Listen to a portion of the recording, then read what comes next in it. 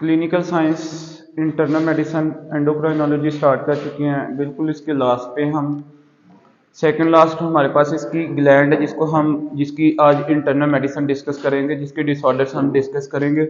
और उसका नाम है आपके पास है जी एड्रीनल ग्लैंड। लिखे हैं तो हेडिंग दे दें disorder of adrenal gland. Heading दें आप लोग डिसऑर्डर ऑफ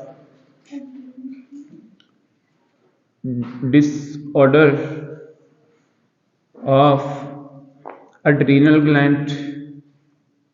एड्रीनल ग्लैंड। तो हम इसके डिसऑर्डर्स की बात करेंगे कि आपके पास कौन कौन से डिसऑर्डर्स हैं। अगर मैं आपके पास बुक्स के पेजेस की बात करूं तो 3, 5, 6 आपके पास जनाब पेज नंबर है जी। फर्स्ट है स्टेप 1 2021 एडिशन। अगर हम बात करें जी पैथोमा के साथ तो वो 170 पेज नंबर है। अगर हम बात करें जनाब अली इसमें CK2 की तो वो पेज नंबर 107 है। तो बात आप लोगों को पता है कि डिसऑर्डर ऑफ एड्रीनल ग्लैंड में आपने बात की थी कि इसमें 3 ऐसे डिसऑर्डर्स हैं जिसमें हार्मोन की क्या होती थी, एक्सेस होती थी। अब कौन कौन से ऐसे 3 डिसऑर्डर्स हैं, अभी तो आप लोगों को इंशाल्लाह उनको ऑर्गेनाइज करके लिखेंगे। तो पहले हेडिंग दे दें क्लिनिकल केस की। आपको पता है इंटरनल मेडिसिन हम वैसे ही स्टार्ट करते हैं कहाँ से, क्लिनिकल केस से। तो हेडिंग दें जी क्लिनिकल केस। Clinical case. अब क्लिनिकल केस की अगर हम बात करें ना, जो टॉपिक हम डिसऑर्डर ऑफ एड्रीनल ग्लैंड में डिस्कस करने जा रहे हैं उसी के रिलेटेड ये क्लिनिकल केस है। मैं जस्ट आप लोगों का देखूंगा कि आप लोगों का माइंड लेवल कहाँ पे काम करता है। तो लिखें जनाब Ali 38 year old female, 38 year old female patient presented to Dr. Zahra in OPD with of complaint of headache headache headache से हो रही थी, ठीक होगा जी। With complain of headache, recurrent infection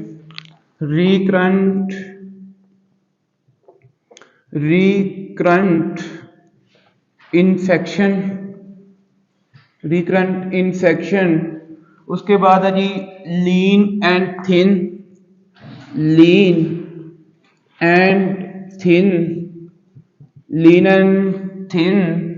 peripherally, जनाब अली पेरिफेरली से मुराद ये है कि उसकी जो अपर लिम्ब और लोअर लिम्ब है ना वो बहुत ज्यादा क्या है, लीन भी है और थिन भी है। उसके बाद लिखें जी बट ट्रंकल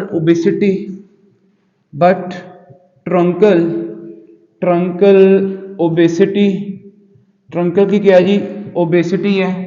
उसके बाद लिखें जनाब अली मीन क्या, अपर लिम्ब और लोअर लिम्ब की तो आपके पास उसकी क्या थिन है, लेकिन ट्रंकल उसकी जो पेट है ना वो क्या है, ओबीज है। उसके बाद लिखें ऑन एग्जामिनेशन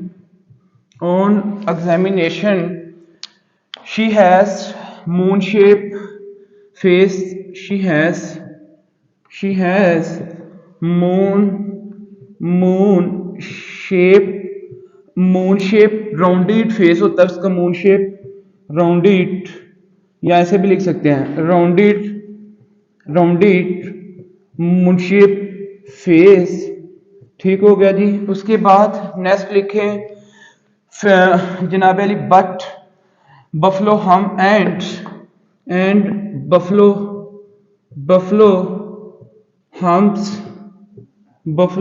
हम्स। उसके बाद लिखें investigation done by doctor Zahra, investigation done by doctor Zahra which shows, हाँ जी विच शोज, जिसने ये शो किया, विच शोज आपके पास increase cortisol, which shows increase cortisol cortisol का लेवल इंक्रीज है। और आपको पता है कि जब भी कार्टिसोल का लेवल इंक्रीज होगा, cortisol self control over secretion by inhibiting to ACTH, ऐसे ही है ना, एंड डिक्रीज ACTH का लेवल क्या होगा, कम होगा। मोस्ट लाइकली आपके पास क्या है जी, डायग्नोस, मोस्ट लाइकली जनाब अली डायग्नोस, तो जबरदस्त आपके पास डायग्नोस क्या है, कुशिंग सिंड्रोम। तो देखें आपके पास बिल्कुल टिपिकल सी इसकी प्रेजेंटेशन है कुशिंग सिंड्रोम की। मेरे ख्याल में कोई भी इसमें कोई रॉकेट साइंस तो नहीं थी, ऐसे ही है ना।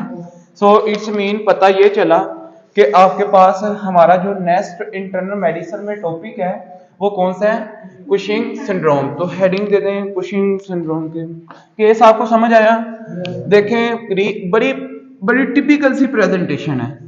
ये कल बातें की थी ना सारी, ये वाली बातें आपने की थी, ट्रंकल ओबेसिटी की बात की थी, ये वाली बात की थी, बफलो हम्प जबरदस्त, फिर कार्टिसोल का ज्यादा होना, इसका कम होना, तो ये सारी चीजें आपके साथ हैं, ठीक है। तो हेडिंग दें जी आप लोग, यहाँ पे हेडिंग दें कुशिंग सिंड्रोम की, इसी की रिलेटेड सारी बातें करेंगे। मोस्टली चीजें आप लोग इसमें जानते हैं, तो लिखें कुशिंग सिंड्रोम। नंबर 1 डिसऑर्डर हम करने जा रहे हैं आपके पास जी, कुशिंग सिंड्रोम। और कुशिंग सिंड्रोम में आपके पास हम आप लोगों को बड़े अच्छे से पता है कि हम जो इटियोलॉजी जनाब अली आपके पास जो इंटरनल मेडिसिन है जो हम करते हैं वो आपके पास 4 पॉइंट्स के साथ करते हैं, ऐसे ही है ना। इटियोलॉजी के साथ, क्लिनिकल प्रेजेंटेशन के साथ, इन्वेस्टिगेशन ट्रीटमेंट के साथ। तो यहाँ पे जो सबसे पहले एक पॉइंट लिखिएगा, जरा पहले इसके एक पॉइंट लिख लें तो भाई पता ये चला कि उस कुशिंग सिंड्रोम के अंदर कार्टिसोल का लेवल क्या होगा, ज्यादा होगा। तो लिखें क्रोनिक आपके पास chronic excess of cortisol, chronic excess of cortisol का लेवल क्या होगा जी, ज्यादा होगा। अब लिखें नंबर 2 पे इसकी, ये तो वैसे एक पॉइंट आपने लिखना है ना, ये तो ऐसे एक पॉइंट लिखना है। फिर लिखें नंबर 1 इसकी जो आप लोगों ने बातें करनी है ना, वो लिखें etiology long types of Cushing syndrome. MCQ आता है जी, यहां से सीधी सी बात है इस एरिया से। तो क्या मैंने हेडिंग दी है, इटियोलॉजी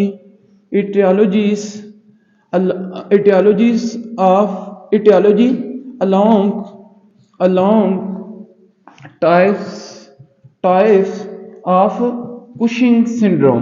कुशिंग सिंड्रोम की आपके पास जो टाइप्स है ना जनाब अली, उसकी बात करेंगे रिगार्डिंग अलोंग इटियोलॉजीज भी आपके पास कवर हो जाएंगी और आपके पास जनाब अली इसमें आपके पास टाइप्स भी कवर हो जाएंगी। अब मेरा आपसे क्वेश्चन है, मुझे ये बताएं क्या हमें normal axis for release of ACTH करना चाहिए अभी? हाँ, मैं रिकॉल तो कर देता हूँ फ्रॉम द फिजियोलॉजी। अगर मैं जल्दी से आप लोगों को एक बात बताऊं, उस दिन तो चले मैंने आप लोगों को डायग्राम नहीं थी बनाई। For example this is a जनाब अली आपके पास big balls of the brain known as, हाँ जी, हाइपोथैलेमस। और ये एक साइड पे आप लोगों ने बना, बल्कि इसको ना वेरी माइक्रो राइटिंग में बनाए, इतना बड़ा ना बनाए क्योंकि यहाँ से चीजें निकालनी। तो big balls of the brain आपके पास क्या है जी जनाब Ali, hypothalamus and hypothalamus below connected with, हाँ जी, ये shape, sorry, hypothalamus below connected with master gland of the body known as pituitary gland.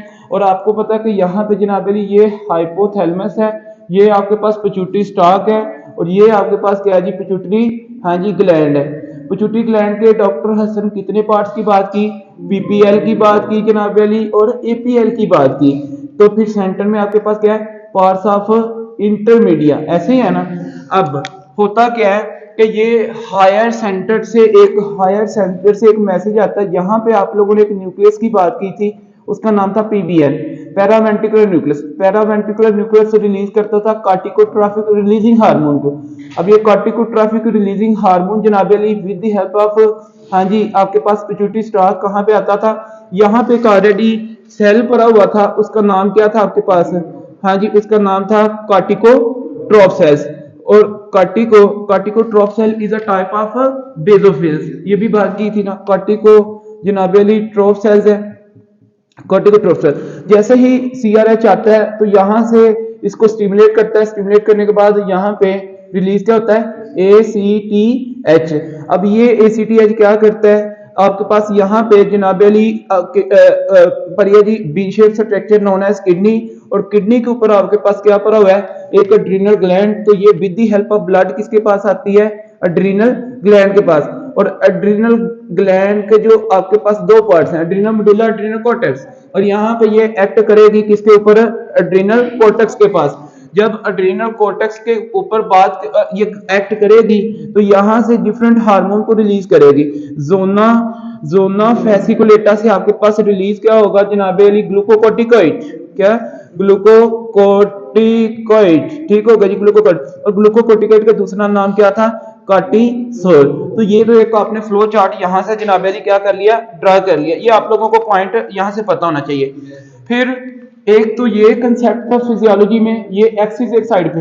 दूसरी बात आपने ये की थी कि cortisol follow to circadian rhythm, circadian rhythm, तो ये भी पॉइंट लिख लें। अच्छा, इसी के साथ ही नहीं बल्कि एक साइड पे लिखें कि ये नोट में लिख लीजिएगा, नोट में करके ना बड़ा जबरदस्त छोटा सा आपका ये देखें 2 मिनट में आपने रिवाइज कर लिया।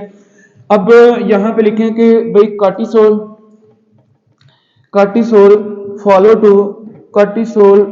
टू जनाबे अली किसको, सर्केडियन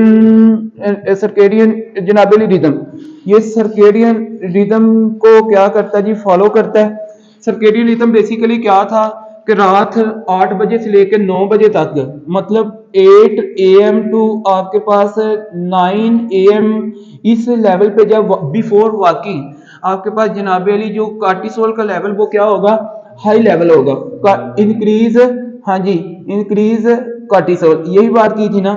फिर आपके पास मिडनाइट 12 AM से लेकर आपको 12 AM पे जनाब अली आपके पास जो कार्टिसोल का लेवल है ना, ये इज एज बेजल लेवल, किसमें, एट बेजल लेवल। मतलब क्या कि भाई आपके पास ये नॉर्मल लेवल पे होगा। मेरी बात आप लोग समझ रहे हैं ना। अब मेरा आपसे क्वेश्चन है डॉक्टर काशा, यहाँ पे ACTH का लेवल क्या होगा, कम, जबरदस्त। ACTH आपके पास कम है और यहाँ पे ACTH क्या होगा, इंक्रीज, जबरदस्त। तो यही चीज मैं चाहता था आप लोगों से कि आप लोगों की रिपीटेशन अच्छी हो, तो ये सारी चीजें आपको क्लियर है। नेक्स्ट प्लीज, हमारा जो टारगेट है वो क्या है जी, टाइप्स अलोंग इटियोलॉजी। अब बड़े वेल ऑर्गेनाइज्ड मेथड में आपने इसको लिखना है ताकि चीजें बस आप रीड करें और आपको याद हो जाए, ठीक है। मैं भी इंशाल्लाह कोशिश करूंगा।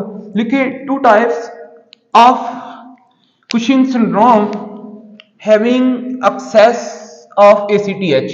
2 टाइप्स, नंबर वन इसमें जो हमने पॉइंट करना है, बल्कि ये तो आप लोगों ने लिख लिया होगा ना, मैंने थोड़ी सी मुझे वो चाहिए जगह यहां से, क्योंकि मैंने इसको बड़े अच्छी तरीके से करके लिखना है। तो लिखिए जी एक साइड पे जनाब Ali 2 types of Cushing syndrome 2 type of Cushing syndrome having access of ACTH। 2 इसकी ऐसी टाइप्स हैं जिनमें जनाबे अली आपके पास ACTH का लेवल जो है ना वो क्या होता है, इंक्रीज होता है, ठीक हो गया जी। उनमें एक में लिखें जो टाइप्स हैं, टाइप्स की बात कर लेते हैं जी, कौन कौन सी टाइप्स हैं। इधर लिखें, एक साइड पे लिखें number one Cushing disease, MCQ आता है, इससे बड़ी दफा आता है, ठीक है। तो इसका लिखें जी कुशिंग डिजीज। इसमें आपके पास ACTH का लेवल क्या होगा, जब भी बात आ जाए कुशिंग डिजीज की तो ACTH का लेवल इंक्रीज होगा ना। तो दूसरा आप लोग लिखें पैरानियोप्लास्टिक कुशिंग सिंड्रोम। नंबर 2 पे लिखें पैरानियोप्लास्टिक कुशिंग सिंड्रोम। तो ये भी आप लोगों को यहां से पॉइंट क्लियर होना चाहिए। अब लिखें इनकी, देखें ये तो आपने टाइप्स की बात कर ली, अब इन टाइप्स की लिखें इटियोलॉजी, ठीक है ना, नहीं बात समझे। तो इसकी आप लिखें जी इटियोलॉजी की है, भाई ये टाइप उसी की है ना, कुशिंग सिंड्रोम की है, तो इसकी जो इटियोलॉजी है वो आपके पास क्या है, लिखें। इसमें आप लोगों ने अभी पढ़ा ना, मेरा आपसे क्वेश्चन है, मुझे आप बताएं ये जो कॉर्टिकोट्रोफ सेल है इन पिट्यूटरी ग्लैंड, इसका ट्यूमर हो सकता है ना, इसका एडिनोमा हो सकता है, तो इधर लिखें जी इसका एडिनोमा। तो एक तो इटियोलॉजी, अब मुझे ये बताएं जब इसका ट्यूमर होगा तो ये एसीटीएच के लेवल को इंक्रीज करेगा ना, एसीटीएच का लेवल एक लिखें आप लोग यहाँ पे, पिट्यूटरी एडिनोमा लिखें नंबर 1 जनाबे अली, पिट्यूटरी एडिनोमा एमसीक्यूज के लिए मोस्ट इंपोर्टेंट, पिट्यूटरी एडिनोमा। और अब इसी को ऐसे भी लिखा जा सकता है कि कार्टिकोट्रोफिक एडिनोमा, नहीं लिख सकते, हाँ जी, पिट्यूटरी एडिनोमा को ऐसे भी लिख सकते हैं ना, कार्टिकोट्रोफिक एडिनोमा, कार्टिकोट्रोफिक जनाबे अली एडिनोमा। तो ये भी पॉइंट आप लोगों को यहां से क्लियर होना चाहिए। अच्छा, बुक ने जो फर्स्ट एड ने इसको लिखा हुआ है ना, फर्स्ट एड ने लिखा हुआ है एसीटीएच सक्रीटिंग पिट्यूटरी एडिनोमा, मैंने सिंपल लिख दिया, कोई प्रॉब्लम नहीं है, ऐसे भी लिख सकते हैं, एसीटीएच सक्रीटिंग जनाबे अली पिट्यूटरी एडिनोमा, लिख सकते हैं कि नहीं लिख सकते, ऐसे भी लिख सकते हैं, ऐसे भी लिख सकते हैं, ऐसे भी, लेकिन एमसीक्यूज में ऑप्शन ये दिया होता है, मसला ये है, ठीक हो गया जी। तो ये अपने पॉइंट याद रखना है। अच्छा, अब उसके बाद ये तो इसकी आ गई आपके पास इटियोलॉजी। अब इसकी पैरा नियोप्लास्टिक कुशिंग सिंड्रोम की अगर मैं इटियोलॉजी की बात करूं तो वो क्या है, लिखें जी इटियोलॉजी। तो इटियोलॉजी में आपके पास जनाबेली एमसीक्यूज आता है, एक ही एमसीक्यूज बार बार रिवाइज हो रहा है यहाँ पे कि आपके पास जनाबेली एसीटीएच सक्रीशन एक ऐसा कैंसर है जिसके अंदर होती है, इसका लिखें number 1 small cell lung carcinoma, और small cell lung carcinoma is a variant of bronchogenic carcinoma. ये वेरिएंट किसका है, ब्रोंकोजेनिक कार्सिनोमा के बहुत सारे वेरिएंट्स हैं, ठीक है। कभी कभार बुक्स ने सिंपल इसको लिखने के बजाय उन्होंने क्या लिख दिया है, ब्रोंकोजेनिक कार्सिनोमा, लेकिन हालांकि ये उसी का वेरिएंट है, ठीक है। तो इसकी लिखें is one of the variant of bronchogenic carcinoma, bronchogenic जनाबे अली कार्सिनोमा। तो ये बात तो आप लोग अंडरस्टैंड कर चुके हैं, ठीक हो गया जी। अब नेक्स्ट आगे देख लेते हैं। अच्छा, इन्होंने नेक्स्ट, अच्छा मुझे ये बताएं, चलें नंबर 2 पे आप लोग लिखें, इसमें आपके पास ब्रोंकियल कार्सिनॉइड ट्यूमर, ब्रोंकियल, ये बुक में लिखा हुआ है ये मैंने रेड इसलिए, अच्छा ये नहीं भूलना, इसके ऊपर स्टार लगा लें, ये एमसीक्यूज है। ब्रोंकियल कार्सिनॉइड ट्यूमर,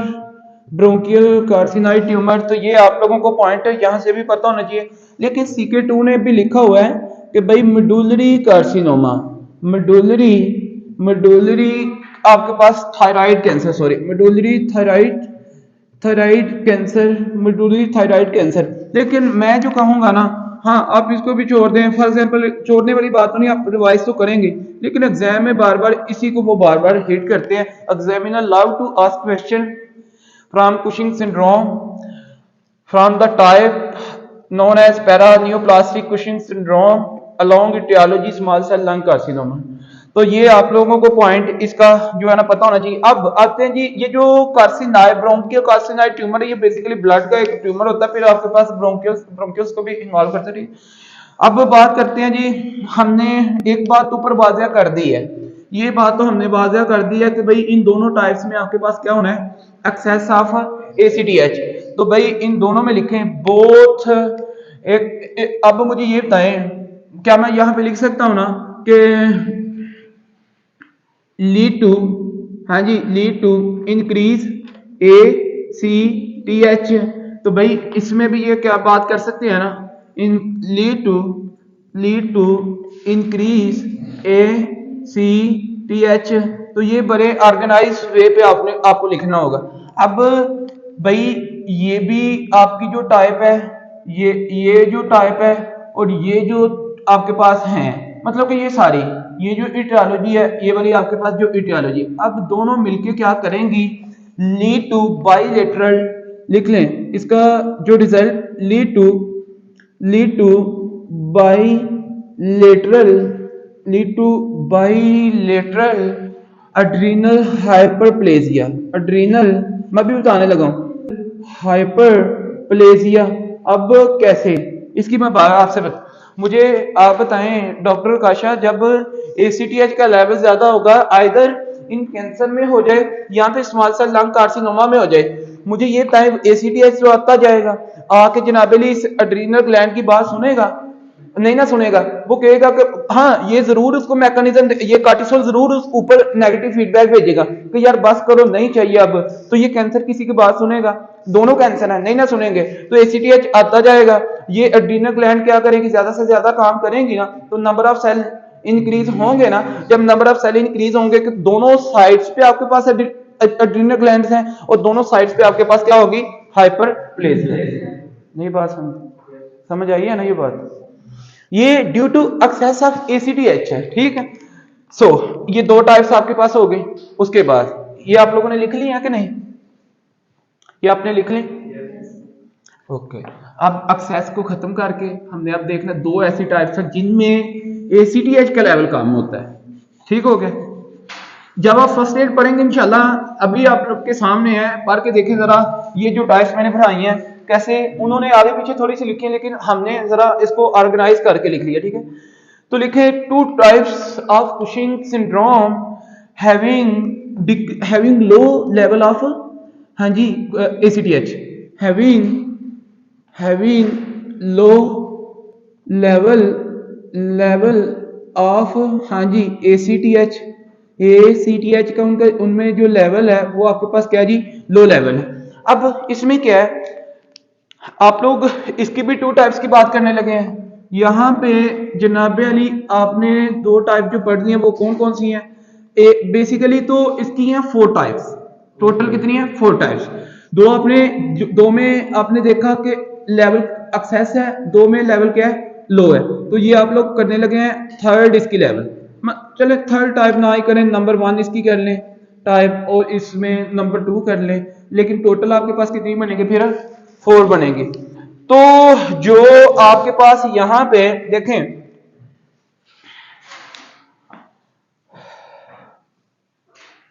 जो थर्ड टाइप है ना उसके बारे में लिखे कुशिंग सिंड्रोम, खुद एक थर्ड टाइप है। क्या? कुशिंग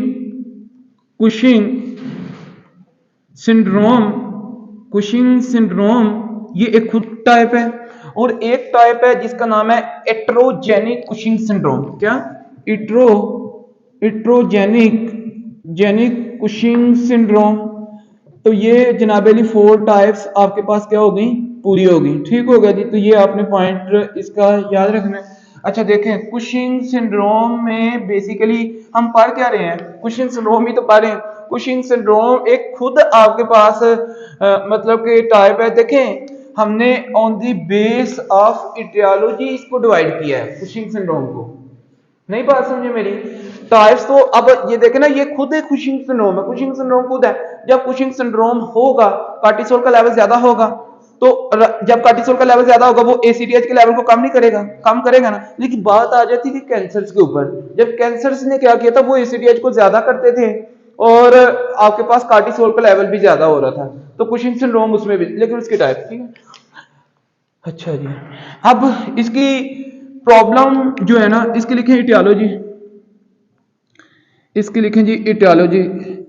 अगर इसकी मैं इटियोलॉजी की बात करूं ना, तो लिखें प्रॉब्लम लाई इन एड्रीनल कॉर्टेक्स, प्रॉब्लम लाई इन एड्रीनल कॉर्टेक्स। एड्रीनल कॉर्टेक्स में प्रॉब्लम आपके पास क्या करती है जी, होती है। अब इसके अंदर क्या सीन है, अब आपके माइंड में भी क्वेश्चन है, मेरे माइंड में भी क्वेश्चन है कि कौन सी प्रॉब्लम्स हैं। तो सच एज जनाबेली, सच एज इसके अंदर जो प्रॉब्लम है, primary adrenal cortex adenoma, number 1, primary adrenal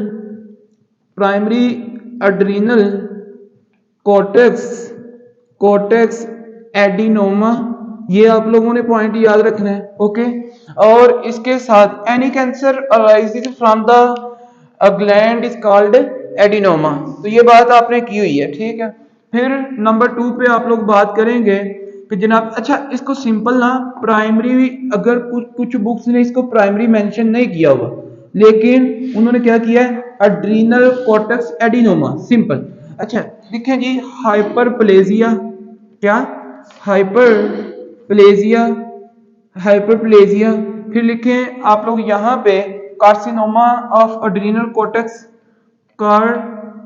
carcinoma of adrenal adrenal cortex, adrenal cortex का जनाबली क्या जी, कार्सिनोमा है, ठीक हो गया जी। तो एक मैलिग्नेंट कैंसर। अब आते हैं जी आगे बात कर लेते हैं नेक्स्ट, और इसके भी लिखें इटियोलॉजी। भाई आपको टाइप्स भी क्लियर होगी और इटियोलॉजी भी क्लियर होगी, किसकी, कुशिंग सिंड्रोम की, ऐसे ही है ना। तो लिखें इटियोलॉजी की अगर बात करें तो इसमें क्या, अच्छा इसके बारे में ना याद रखिएगा कि ये आपके पास क्या, इसमें से एमसीक्यू भी आता है, most common type in practical life, ये कॉमनली आते हैं पेशेंट। तो लिखे most common type in practical life. भाई प्रैक्टिकल लाइफ में आपको ये ज्यादा मिलने को देखने को मिलेगी, क्यों मिलेगी मैं भी बता रहा हूं। तो इसमें जो इटियोलॉजी आपने मेंशन करनी है ना वो लिखें एक्सोजीनियस, और एमसीक्यूज, भाई यहां से एमसीक्यूज आता है यार, ठीक है।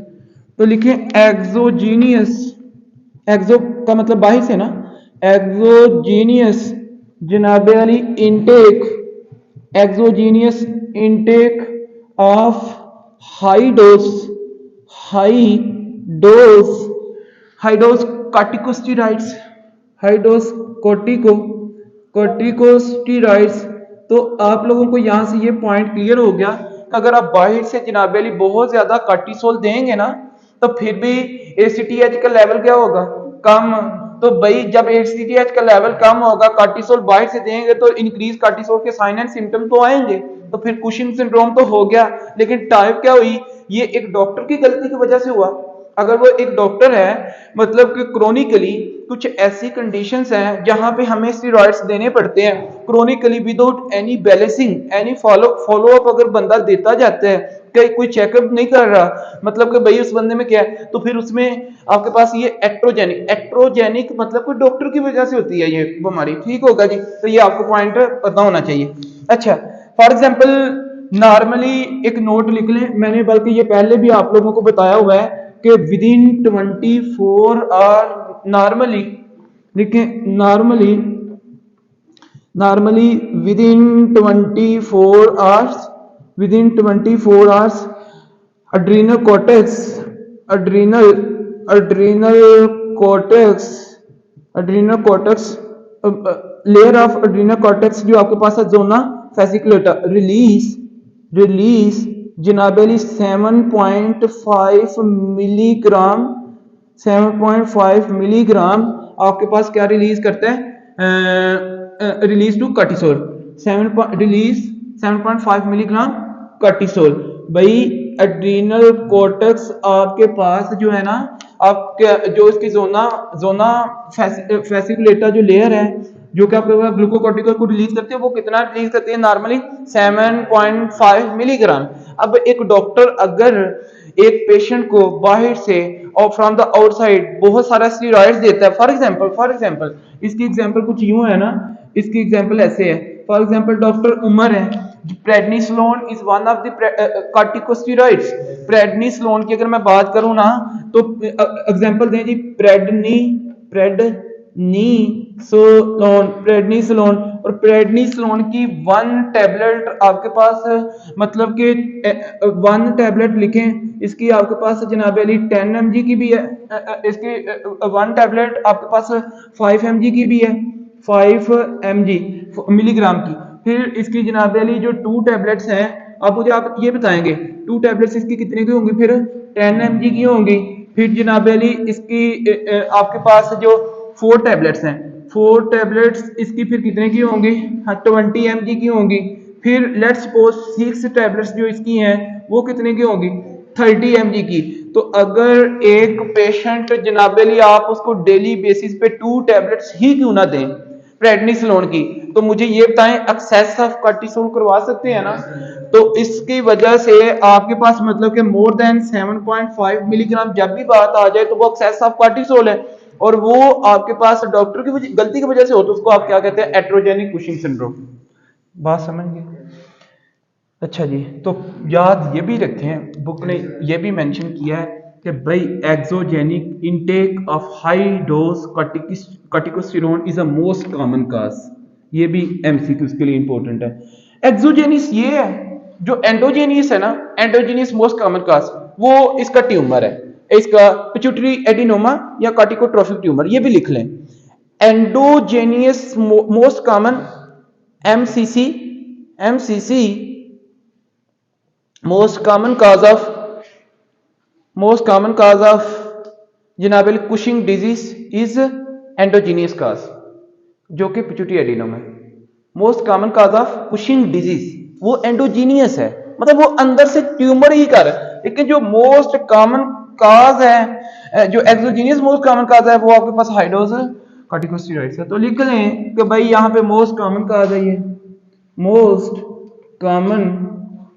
कॉमन काज है ये, ठीक है। ये बाहर से मतलब जो आप लोग करते हैं, और ये अच्छा, ये मोस्ट कॉमन काज वाला क्यों है?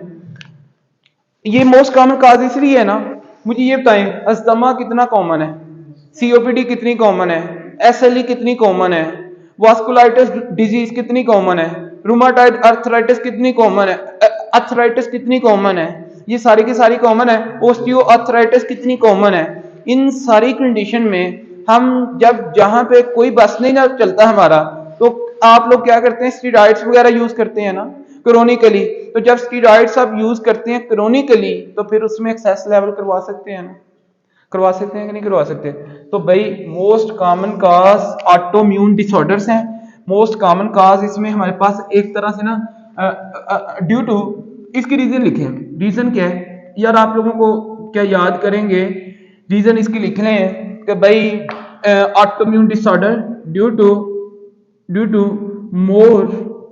मोर common due to more common autoimmune disorders आपके पास बहुत ज्यादा कॉमन है। तो ऑटोइम्यून डिसऑर्डर्स बहुत ज्यादा आपके पास कॉमन है, जिसमें आपके पास फॉर एग्जांपल अगर मैं बात करूं तो एसएलई कॉमन है कि नहीं है? भाई इसमें ग्लोमेरुलोनेफ्राइटिस की अगर मैं बात करूं, ग्लोमेरुलोनेफ्राइटिस की अगर मैं बात करूं, तो वो भी आपके पास क्या जी, कॉमन है कि नहीं है? फिर आपके पास इसमें वास्कुलाइटिस की बहुत सारी डिजीज हैं, वास्कुलाइटिस की आपके पास बहुत सारी डिजीज हैं। फिर अदर देन, एक तो ऑटोइम्यून डिसऑर्डर्स हैं, दूसरा आपके पास यहाँ पे अस्थमा की अगर मैं बीमारी की बात करूं, अस्थमा इसमें आपके पास है, इसमें जनाबिले आपके पास सीओपीडी है, सीओपीडी। तो ये सारी की सारी कंडीशन क्या कॉमन नहीं है? ये कॉमन है, इनमें हम मोर कॉमनली यूज करते हैं कॉर्टिकोस्टेरॉइड्स वगैरह, इसलिए इसमें एट्रोजेनिक के ज्यादा से ज्यादा क्या होते हैं, चांसेस होते हैं। तो ये आपको पॉइंट पता होना चाहिए। अब एक और बात, एक नीचे छोटा सा, ये आपने नोट्स आपने कंप्लीट कर लिए? ओके, नेक्स्ट हमारे पास है, चलें जी, ये टाइप्स आपकी कंप्लीट हो गई हैं, इटियोलॉजी आपकी कंप्लीट हो गई है, ठीक है। तो अच्छा, और इसमें आपके पास ये भी कंप्लीट हो गया।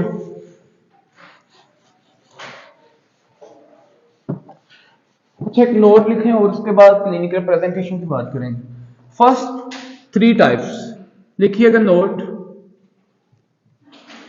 फर्स्ट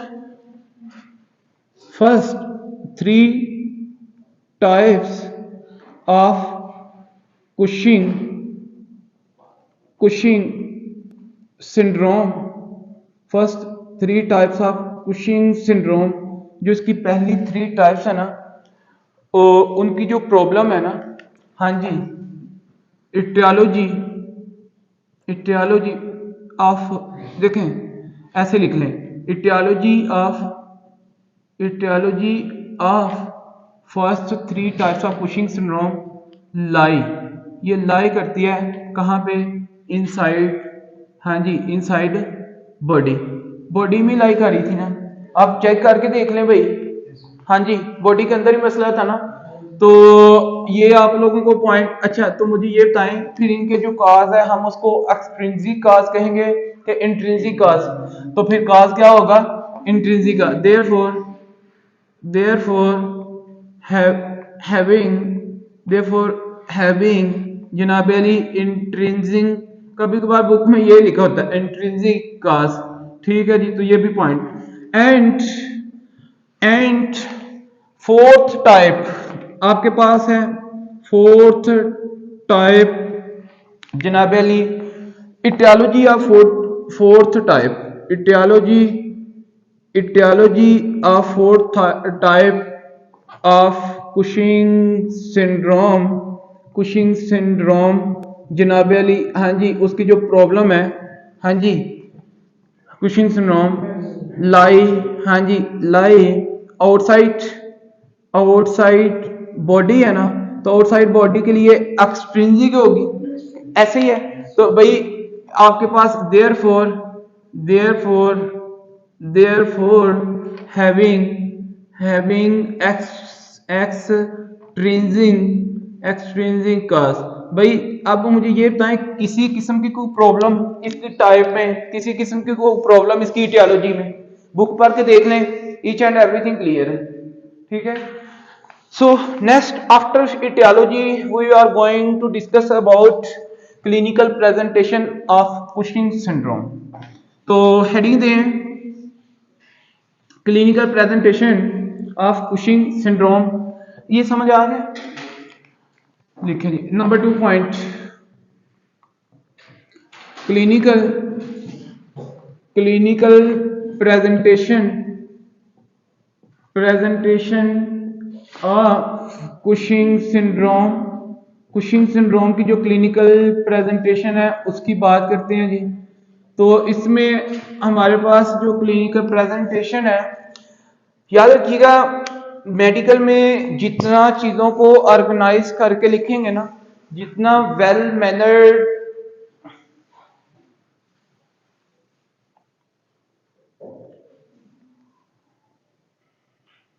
अच्छा मैंने यूनिवर्सिटी के बाहर एक चीज लिखी हुई है, कभी आप लोगों ने गौर किया? अभी अचानक याद आया, only persistent hard work and determination lead to success. पता है कंसिस्टेंट और परसिस्टेंट में क्या फर्क है? कभी सोचा है? नहीं सोचा कभी? कंसिस्टेंट होता है किसी चीज के बारे में दगोदो करते रहना, लगे रहना, ठीक है। लेकिन अगर कोई साइड से बातें करें, अगर कोई मतलब किसी की, और लेकिन किसी के कहने पे छोड़ देना, मैं कोई मतलब ऐसा लफ्ज को यूज नहीं करना चाह रहा अभी क्लास के अंदर, किसी के कहने पे, किसी के फोर्स करने पे अगर उस काम को छोड़ देता है तो वो है कंसिस्टेंट। एक है परसिस्टेंट, अपने काम में लगे रहना लेकिन किसी के कहने पे भी उस काम को ना छोड़ना, ये क्या है? परसिस्टेंस। बात समझे ना? डिटर्मिनेशन क्या है? उसका मैं मफहूम बता रहा हूं, जो बाहर मैंने अचानक पढ़ा, उसको मैंने सोचा कि मैं कोट करूंगा, इसको मेरे अभी माइंड में है, ठीक है, और क्लास को देखते हुए। तो अपनी लाइफ में फॉलो अप करें परसिस्टेंस को, ठीक है। हमें परसिस्टेंट भी फॉलो करनी चाहिए, बड़ी सी बात है, लोग कई तरह की बातें करते हैं। तो persistent hard working determination is a की ऑफ सक्सेस, ठीक है। तो ये आप लोगों को पता होना चाहिए। अच्छा जी, लिखें, इसका एक नमोनिक है, लास्ट पे इंशाल्लाह उसकी बात करेंगे। नमोनिक लिखा है CK2 ने, पेज नंबर 107 पे CK2 ने एक नमोनिक लिखा हुआ है, उसका नाम ही क्या है? कुशिंग। हाँ जी, उसका नाम ही क्या है जी? कुशिंग ओइड। देखो जी, नाम से ही उन्होंने कहा कि बच्चे इतने तंग ना हो, तो उन्होंने कहा कि इसी से सारे फीचर। लेकिन बात यहाँ पे खत्म नहीं हो जाती। एग्जामिनर जब एग्जाम बनाता है ना एंडोक्राइन से जब वो एग्जाम बनाता है एंडोक्राइन की इंटरनल मेडिसिन से, तो वो फिर बात सिर्फ यहाँ तक नहीं रखता। हाँ ठीक है, इसकी कुछ टिपिकल आपके पास प्रेजेंटेशन हैं पेशेंट की, लेकिन आप लोग जो क्लिनिकल फीचर्स को देखेंगे ना, ये तो आपने बाद में करना, ये लिख लें, वैसे लिख लें एक साइड पे। जो क्लिनिकल फीचर्स को आप लोगों ने करना है ना, वो करना है ड्यू टू अंडरलाइंग काज। जो जो काजेज होंगे उसी के रिगार्डिंग आपके पास फीचर्स आएंगे। मेरी बात समझ रहे हैं? मैं नहीं चाहता कि यार डेफिशिएंट रखूं इस चीज को, मैं इस नमोनिक को क्लियर करके आगे भी जा सकता था। ये आपको रियलाइज होगा कि सर की इसमें मेहनत कितनी है और बुक की कितनी है। ठीक है जी। तो अब आपने क्या करना है, हेडिंग दे दें clinical feature due to underlying cause. Number 1 हम ऑर्गेनाइज करके मैं लिखूंगा वेल मैनर में। तो clinical feature due to underline cause. भाई काज तो आपको पता है ना, 4 टाइप्स भी आपको पता है और आपको काज भी पता है उनके, ऐसे ही है ना। अच्छा जी, तो लिखे फर्स्ट अंडरलाइन काज। मैं एक एक काज की बात करता जाऊंगा और उसको मैं लिखता जाऊंगा। आपने जो पहला काज पढ़ा था, फर्स्ट अंडरलाइन जनाबेली काज था, वो आपके पास क्या था? वो आपने पढ़ा था पिट्यूटरी एडिनोमा या कॉर्टिकोट्रोफिक एडिनोमा, ऐसे ही है ना, या एसीटीएच सेक्रीशन पिट्यूटरी एडिनोमा। तो आपने पढ़ा पिट्यूटरी एडिनोमा की बात की आप लोगों ने। अब पिट्यूटरी एडिनोमा की अगर मैं बात करूं या कॉर्टिकोट्रोफिक एडिनोमा की मैं बात करूं, या फिर कॉर्टिकोट्रोफिक एडिनोमा, बात वही है भाई। यहाँ पे बहुत सारी चीजें आपको देखने को मिलेंगी। अब आपके पास जो एडिनोमा है, एक बनाइन कैंसर है, इसका साइज के ऊपर सिम्टम्स डिपेंड करेंगे ना। जितना साइज कम होगा उतने साइंस आपके कम होंगे, जितना साइज बड़ा होगा उतने आपके पास सिम्टम ज्यादा होंगे। तो आप लिखें इफ, जनाबे अली इफ लिखें यहां पे, if size of pituitary adenoma, if size of pituitary adenoma, अगर size of pituitary adenoma more than 1 centimetre. हाँ जी, और पता है 1 centimetre is equal to 10 millimetre. ये आपको बात पता है ना कि नहीं पता? मतलब 1 सेंटीमीटर हमेशा याद रखिएगा, 1 सेंटीमीटर इक्वल टू 10 मिलीमीटर। ये आज के बाद आपको पता होना चाहिए, रेडियोलॉजी में आपको काम आएगा। अच्छा, if size of pituitary adenoma more than 1 centimetre, या फिर मैं लिख सकता हूं ना फिर 10 मिलीमीटर। तो ये भी पॉइंट आप लोगों को मिलीमीटर, तो ये आपको पॉइंट पता। फिर क्या होगा, इसकी लिखें आउटकम। भाई इसकी आउटकम क्या होगी, इसका लिखें आउटकम। देखें एक साइड पे नोट लिखें मैंने ना, आप लोगों को याद होगा जब हम ग्लैंड पढ़ रहे थे ना, ग्लैंड्स की बात कर रहे थे, इसके जो प्रीवियस एंडोक्राइन के लेक्चर्स हैं ना, उधर मैंने ये इसको मैंने बताया हुआ है। ठीक है, तो नोट करें आप लोग, प्रीवियस लेक्चर्स में आप लोगों ने ये बात की थी कि आपके पास है जी पिट्यूटरी ग्लैंड ट्यूमर। हेडिंग दे जरा पिट्यूटरी, ये बात बड़ी इंपॉर्टेंट है, pituitary gland tumour.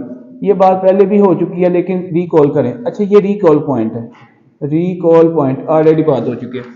Pituitary gland tumour के अपने क्लिनिकल फीचर्स को 4 ग्रुप में जो है ना डिवाइड किया जाता है। क्लिनिकल फीचर डिवाइडेड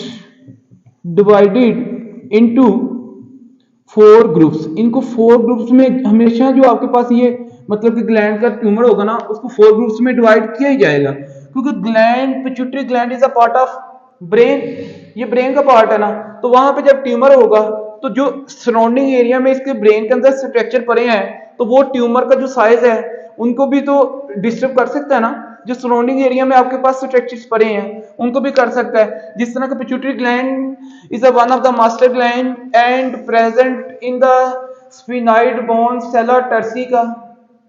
ये सेला टर्सिका के अंदर पड़ी है, स्फिनाइड बोन के अंदर एक कैविटी है, तो वहां से और भी स्ट्रक्चर गुजरे हैं। और जो आपके पास पिट्यूटरी ग्लैंड है ना, ये बिल्कुल in front of the optic chiasma है। ऑप्टिक कियाज्मा पता है ना आप लोगों को? आप लोग वो पढ़ते हैं ना, क्या नाम है यार उसकी, ऑप्टिक नर्व।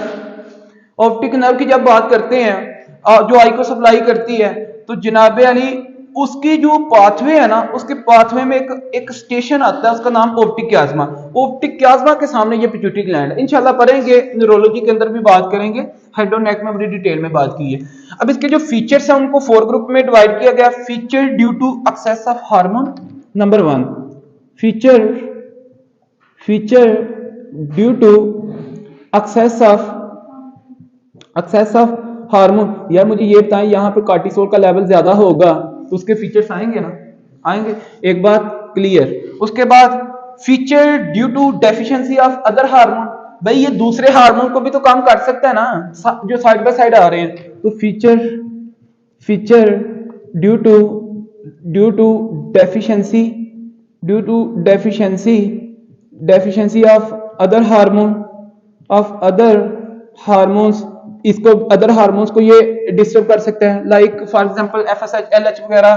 दूसरी साइड से जो आ रहे हैं ग्रोथ हार्मोन, रिलीजिंग हार्मोन, ऐसे हार्मोन को ये क्या कर सकते हैं, डिस्टर्ब कर सकते हैं। फिर लिखे third, feature due to local compression, feature due to local compression. भाई ये जहां पे ट्यूमर पड़ा होगा, हाँ जी, तो जो लोकली सराउंडिंग में स्ट्रक्चर्स होंगे उनको भी तो कंप्रेस करेगा ना, उसके भी फीचर्स आएंगे फिर। तो लिखे नंबर 4 पे, feature due to raise ICP.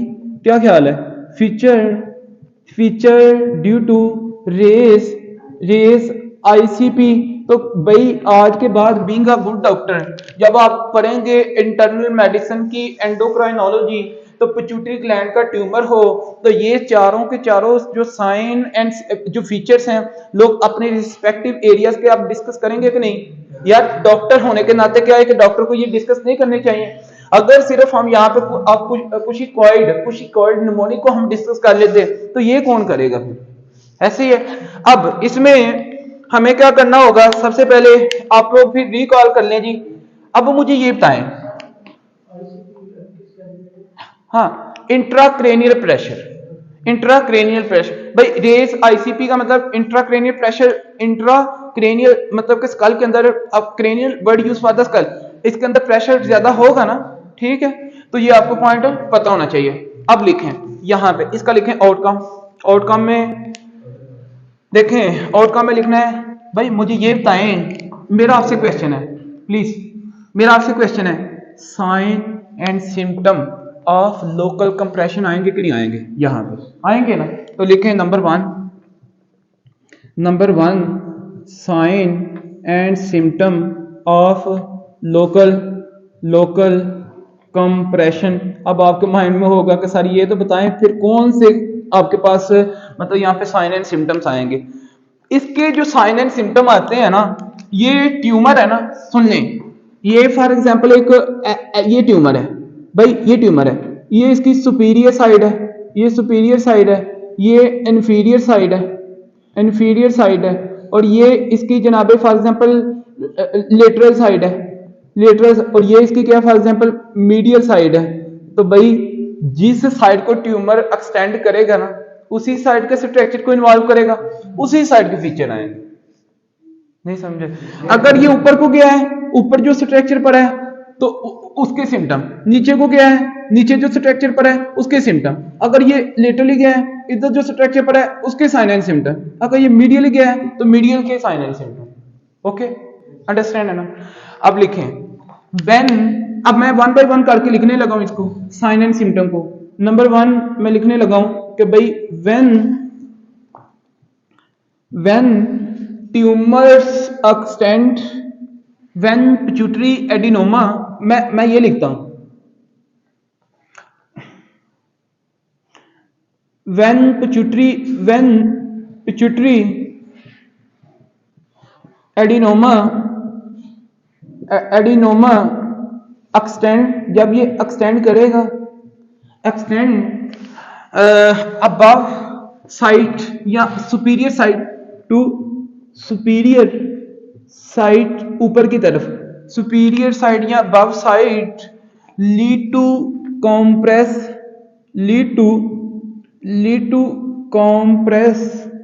Compress या फिर डैमेज। हाँ जी, ऊपर उसके पर होता है जी हाइपोथैलेमस, भाई पिट्यूटरी ग्लैंड के ऊपर क्या था, हाइपोथैलेमस ना, अगर ऊपर को जाएगा तो क्या होगा, हाइपोथैलेमस इन्वॉल्व होगा ना, तो भाई इस इधर तो हाइपोथैलेमस है, देख लें हाइपोथैलेमस।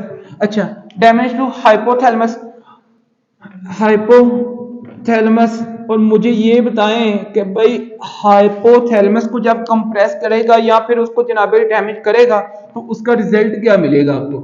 इसका जो रिजल्ट है वो देख लीजिएगा। रिजल्ट आपके पास देखें, एग्जाम के लिए अगर पढ़ना हो ना बंदे ने, तो वो तो बंदा, अभी मैं आपको ये नमोनिक बता देता तो कवर हो जाती चीज, लेकिन ये चीज भी तो करनी है ना।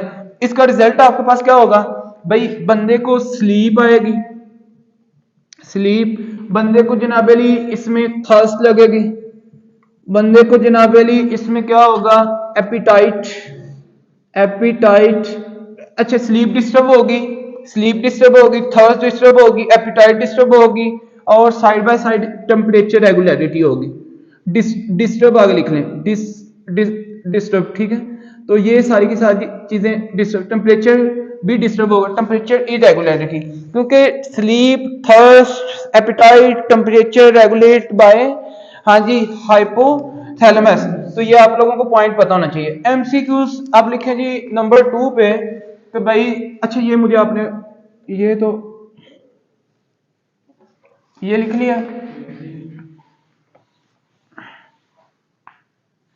ये हम पहले कर रहे हैं ताकि आप लोगों का ये मिस ना हो जाए। तो अब लिखें यहाँ पे, चलें पहले यहाँ पे लिखते हैं फिर आगे। नंबर 2 पे जनाबली आपके पास क्या है कि when tumour, when pituitary tumour, when pituitary, when pituitary tumour, जब पिट्यूटरी ट्यूमर जनाबली क्या करेगा, extend, when pituitary tumour extend करेगा आपके पास लिटरली, हाँ जी कहाँ पे, लेटरली, लेटरली जब ये एक्सटेंड करेगा, literally site, literally site lead to, हाँ जी लीड टू आपके पास लीड टू, सॉरी आपने पहले बात की है इसकी सुपीरियर, फिर आगे की तरफ अगर आता है ना, मतलब कि अंटीरियर आगे की तरफ ही जा सकता है, इंफीरियर, मीडियल, लेटरल, तो आगे की भी तरफ तो आ सकता है ना। तो ऐसे लिखें, when pituitary tumour extend, sorry anteriorly, extend anteriorly, anterior अब हम बोर्ड पे तो नहीं बना सकते, लेकिन आगे भी तो हो सकती है ना कोई चीज इसके आगे वाली साइड, अंटीरियरली, तो anteriorly side lead to, lead to, हाँ जी लीड टू डैमेज, डैमेज।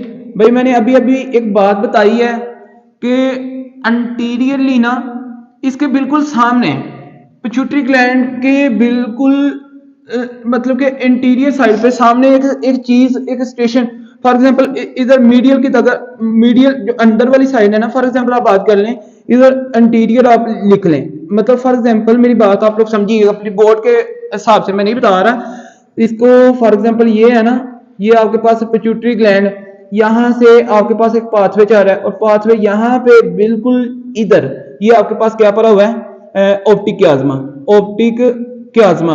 अब ये ऑप्टिक क्याज्मा की तरफ अगर ये एक्सटेंड कर जाती है ना, तो ये इसको भी क्या करेगी, डैमेज करेगी। ठीक हो गया। तो लीड टू डैमेज या कंप्रेस, या फिर compress to optic, optic chiasma, optic chiasma. तो ये आपको पॉइंट पता होना चाहिए। और इसका जो रिजल्ट, ये एमसीक्यूज आता है यार, ये कंफर्म एमसीक्यूज आता होता है कि ऑप्टिक क्याज्मा, तो इसका जो आपके पास रिजल्ट है ना, लिखें इसका रिजल्ट, इसका रिजल्ट आपके पास है जनाबेली बाईलेटरल हेमिनोपिया। कभी नाम सुने, बाईलेटरल, बाईलेटरल हेमिनोपिया, बाईलेटरल हेमिनोपिया। दोनों साइडों की जो है ना, देखें दोनों साइडों की जो लेटरल साइड की विजन है ना, आंखों की जो साइड है वो मतलब कि खत्म हो जाएगी, ठीक है, वो सही बाईलेटरल हेमिनोपिया, मतलब दोनों साइडों से जो है ना इसको नजर नहीं आएगा, ठीक है। अंदर वाले जो फाइबर है वो बाहर को कंट्रोल करते हैं, जो बाहर वाले फाइबर हैं अंदर वाले को कंट्रोल करते हैं। क्योंकि आफ्टर डिकसेशन, इसकी डिकसेशन इंशाल्लाह आप लोग डिटेल में इसकी बात करेंगे ऑप्टिक नर्व के अंदर, ठीक है। इसका ये पाथवे है। सो बहरहाल आगे लिखें जी नंबर थर्ड पे लिखें। नंबर थर्ड पे है आपके पास इसमें व्हेन पिट्यूटरी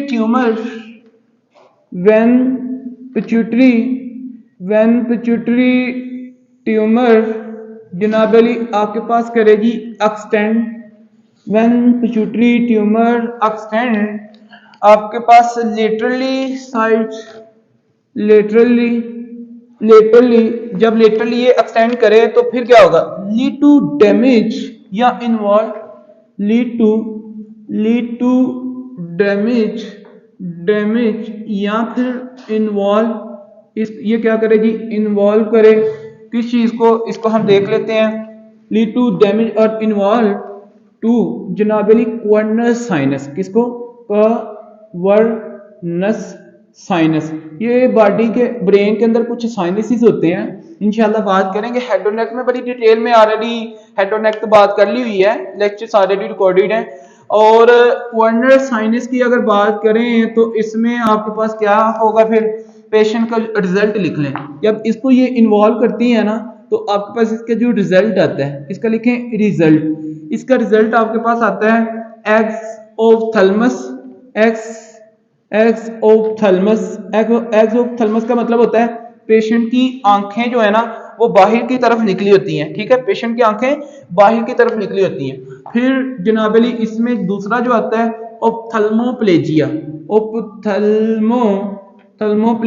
भाई आइस मूवमेंट भी आपके पास इम्पेयर्ड होती है, ऑप्थेल्मोप्लेजिया, ठीक होगा जी। तो ये दो फीचर्स आपको क्वर्नर साइनस की इन्वॉल्वमेंट से मिलते हैं due to increase size of pituitary tumour मिल सकते हैं। फिर अगर बात करें, ये सारी चीजें आपको क्लिनिकल में मिलेंगी।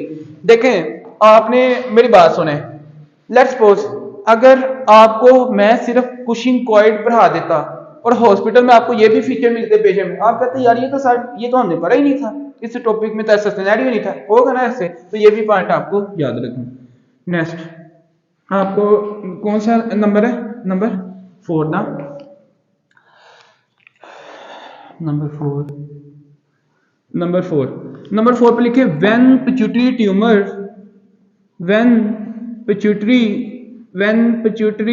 ट्यूमर जनाबली आपके पास करे extend when pituitary tumour extend downward inferior, ऐसे ही है ना, इंफीरियर हम कह सकते हैं या फिर क्या कह सकते हैं, डाउनवर्ड भी कह सकते हैं, स्पीरियर में हम अबव भी कह सकते हैं, मसला तो नहीं है ना इसमें। When pituitary tumour extend inferior या फिर डाउनवर्ड लीड टू जनाबली डैमेज आपके पास ये डैमेज कर सकता है to body of sphenoid bone, to body of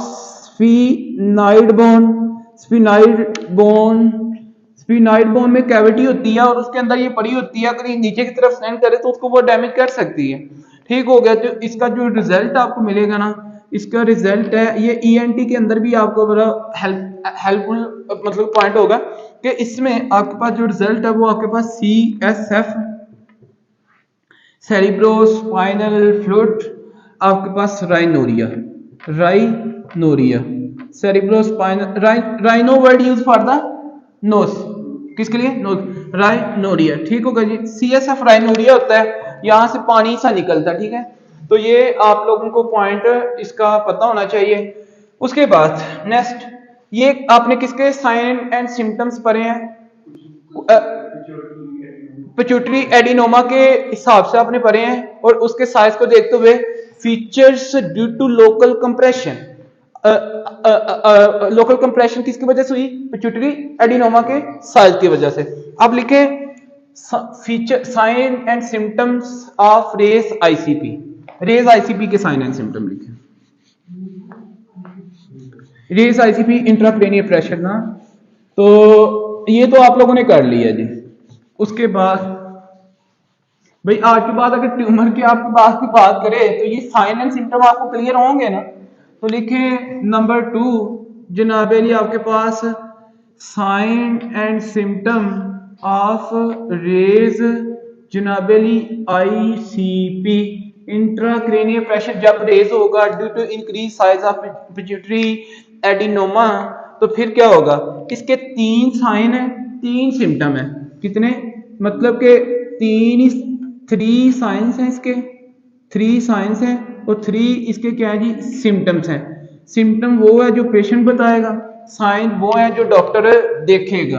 तो पहले आप लोग देख लें इसमें जनाब अली जो आपके पास साइन है ना वो क्या होगा, ब्रेडिकार्डिया। फिर इसमें जनाब अली जो आपके पास साइन होगा वो सिस्टोलिक हाइपरटेंशन है, क्या सिस्टोलिक जनाब अली हाइपरटेंशन है। फिर थर्ड पे आपके पास जनाब अली ये बड़ा इंपॉर्टेंट इसका साइन है MCQs के लिए कि पेपिलरी जनाब Ali papillary oedema, papillary layer है ना आई की, पेपिलरी एडिमा ऑन फंडोस्कोपी जब आप फंडोस्कोपी करेंगे तो आपको पेपिलरी एडिमा मिलेगा। ये बड़ा कॉम्पैक्ट साइन है इसका आपके पास इंक्रीज ICP का, ठीक है। तो ये 3 साइन, उसके बाद 3 ही तो सिम्टम की बात करनी है। 3 जो सिम्टम्स हैं वो आपके पास कौन कौन से हैं, लिखिए early morning headache, early morning आपके पास जनाबली हेडेक, अर्ली मॉर्निंग हेडेक है। और इसके बाद लिखें जनाबली पेशेंट आपको बताएगा डॉक्टर साहब सुबह सवेरे बहुत ज्यादा सर दर्द होती है। उसके बाद प्रोजेक्टाइल वोमिटिंग, प्रोजेक्टाइल कभी नाम सुने, प्रोजेक्टाइल वोमिटिंग विदाउट नोजिया। भाई ये जो आपके पास प्रोजेक्टाइल वोमिटिंग है ना, जब पेशेंट वोमिट करता है तो ऐसे प्रेशर की तरह आगे को मतलब के जाती है, ठीक है। तो नेक्स्ट आपके पास है third one is blood of the vision, blood of vision. तो विजन इसकी क्या होगी, ब्लड होगी। तो भाई मुझे ये बताएं रेस ICP के फीचर साइन एंड सिम्टम पता चल गए, कोई क्वेश्चन यहां तक?